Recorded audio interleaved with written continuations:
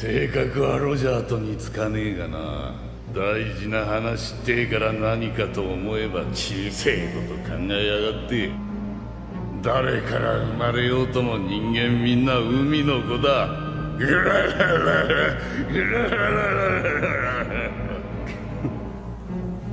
何の冗談だ。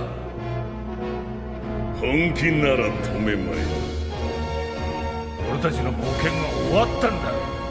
こんなもんに耐えるやつに手に入れられる宝じゃねえ。そうだろ。花の都から知らせが来てえな。死んだんだよ。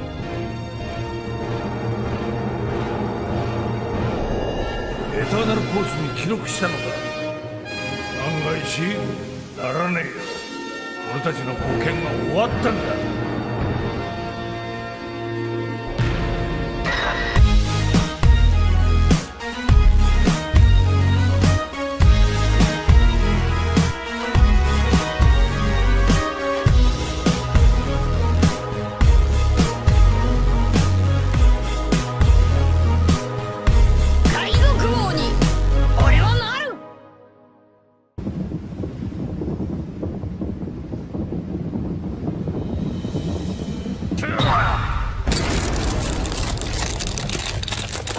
Hey, bonjour à tous, ici le Salonique Ryu Sensei, j'espère que vous allez bien. Aujourd'hui on se retrouve pour une vidéo qui m'a été beaucoup demandée. Dans cette vidéo, je vais enfin répondre à une certaine problématique. Problématique parce que ce n'est pas juste une question, c'est un peu plus compliqué que ça. Comment est-ce que Shanks a fait pour arrêter Kaido avant Marineford? Le problème le voici, maintenant on va le résoudre. Pour le soutien, on peut mettre un gros pouce bleu sous la vidéo. Pour rejoindre Loro Jackson, on peut s'abonner à la chaîne.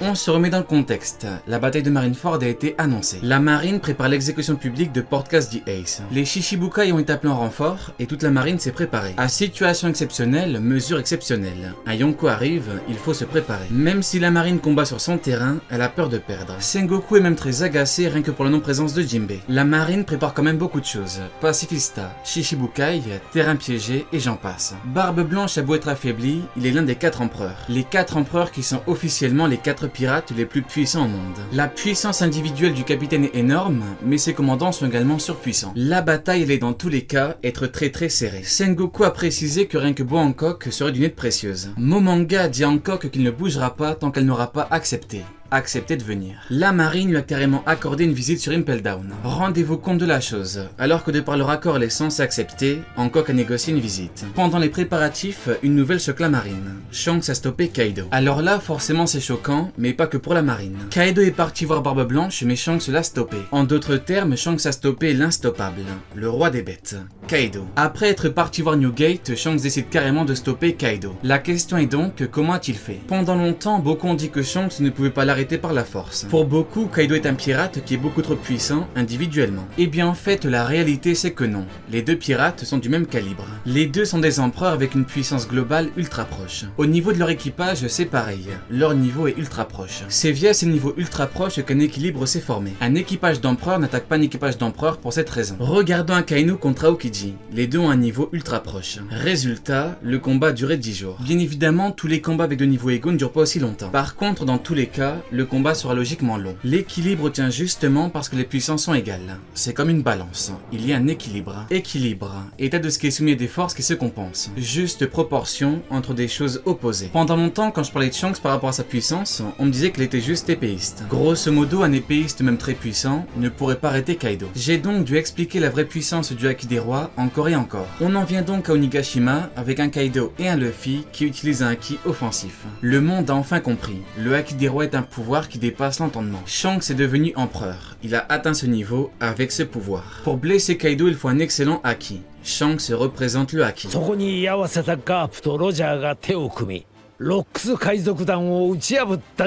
Venons-en à l'épreuve des plus parfaites. Chapitre 1001. Kaido dit clairement, ils ne sont pas nombreux les types capables de me faire face. Kaido montre clairement les types qui sont les plus aptes à lui faire face, donc à le battre. On y retrouve 5 hommes, Roger, Newgate, Xebec, Oden et Shanks. Ce que beaucoup ne comprennent pas, c'est que Kaido parle en son nom actuellement. Il dit bien, ils ne sont pas nombreux les types capables de me faire face. Il parle donc de sa personne actuellement. Il parle du Kaido actuel, avec sa puissance actuelle. Les 5 personnages qui sont là ont donc au minimum le niveau d'empereur. Ces 5-là sont les plus aptes à vaincre le roi des bêtes. Big Mom n'est pas là. Pourquoi? Eh bien parce qu'elle est moins apte que ces 5-là à vaincre Kaido. Parce qu'elle est plus faible qu'eux. Tout simplement. Inutile de faire de la surinterprétation. Factuellement, ces 5-là sont les plus aptes à vaincre Kaido. Il a été officiellement dit qu'il avait combattu la marine à maintes et maintes reprises. Question, dans la marine, qui est le plus apte à combattre Kaido? Effectivement, les amiraux. Kaido a donc affronté les amiraux. Ils ne sont pas là, ce n'est pas de ma faute. C'est Kaido qui parle. Kaido connaît parfaitement la puissance de Shiki et il n'est pas là. Pourquoi? Vous avez la réponse. Le plus important, c'est que dans le groupe, il est l'héritier de Goldie Roger, Shanks. Le Kaido actuel avoue clairement pouvoir perdre contre Shanks. Shanks qui est le seul des 5 encore vivant. À travers cette révélation, le roi des bêtes avoue connaître la puissance de Shanks. Partant de ce postulat, mettez-vous dans le contexte.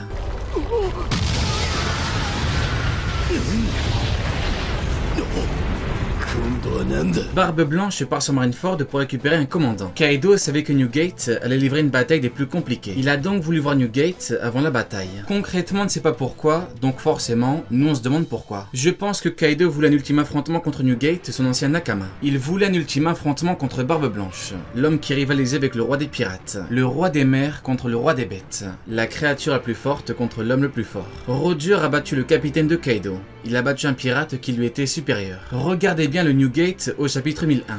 Vous ne remarquez rien? Exactement. Newgate a les cheveux longs. Kaido sait pertinemment que Newgate puissance max le surpasse. Par contre, pour le Newgate plus vieux, il n'en sait rien. Il voulait donc très certainement un ultime affrontement contre Newgate. Maintenant, je vais dire quelque chose de fort. Les 5 hommes du chapitre 1001 surpassent Kaido.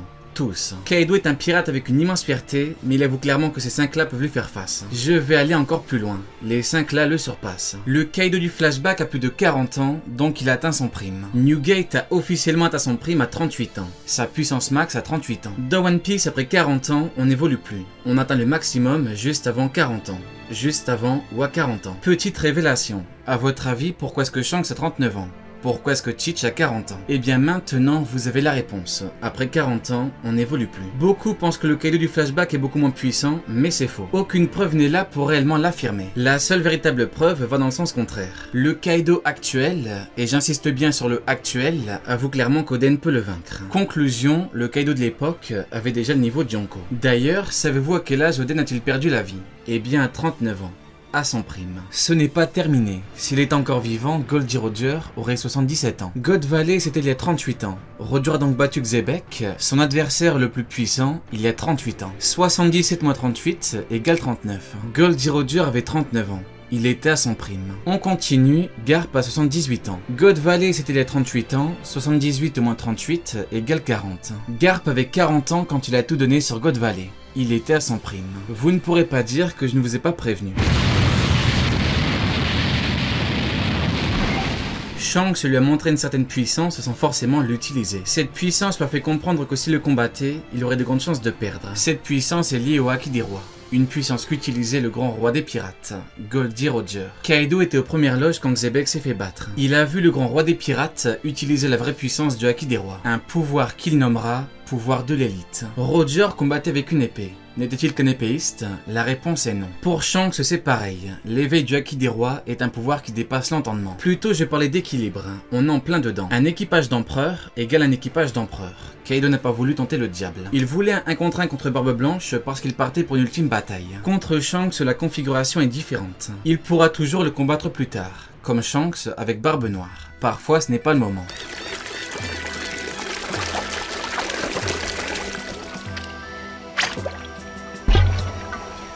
Beaucoup croient que Shanks arrêtait Kaido avec de la boisson. L'hypothèse dit que Kaido adore boire, donc que Shanks a pu l'arrêter avec ça. Le problème c'est qu'on parle justement de Kaido, un pirate énervé, déterminé et fier comme jamais. C'est compliqué de l'imaginer faire demi-tour juste pour ça. On parle quand même d'un empereur, c'est pas n'importe qui. Les empereurs sont ennemis et Shanks n'est pas un ancien Nakama de Kaido. À la limite avec Big Mom on avait un passif, là c'est différent. De plus, Barbe Blanche était quant à lui un Nakama de Kaido. Shanks qui le stoppe, ça le fout mal. Par contre oui, Kaido adore boire, mais c'est pas comme s'il était accro. Quand il doit être sérieux, il n'en parle pas vraiment. Et même s'il en parle, il n'est pas dans l'extrême. L'option la plus probable, la puissance. Shanks lui a montré une certaine puissance sans forcément l'utiliser. Cette puissance lui a fait comprendre que s'il le combattait, il aurait de grandes chances de perdre. Cette puissance est liée au Haki des rois. Une puissance qu'utilisait le grand roi des pirates. Un pouvoir qu'il nommera pouvoir de l'élite.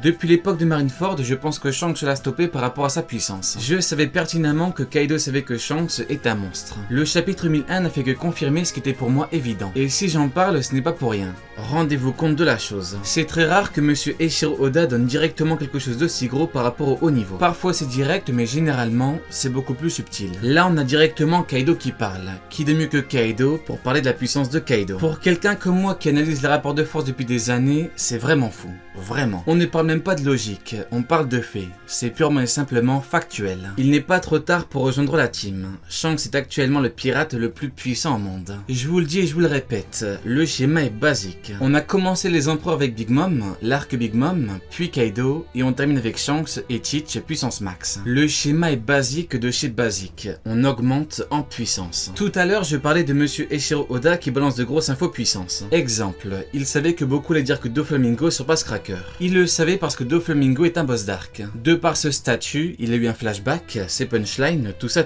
Donc on a eu ça. Cracker qui affirme clairement qu'il surpasse Doflamingo. Et en plus, on a eu Luffy qui affirme que son haki est supérieur. Autre exemple, beaucoup affirmaient que sans Z, Luffy ne bat pas Doflamingo. Hop, SBS, l'auteur dit clairement que sans Z, Luffy pouvait gagner. Le schéma est basique. On augmente en puissance.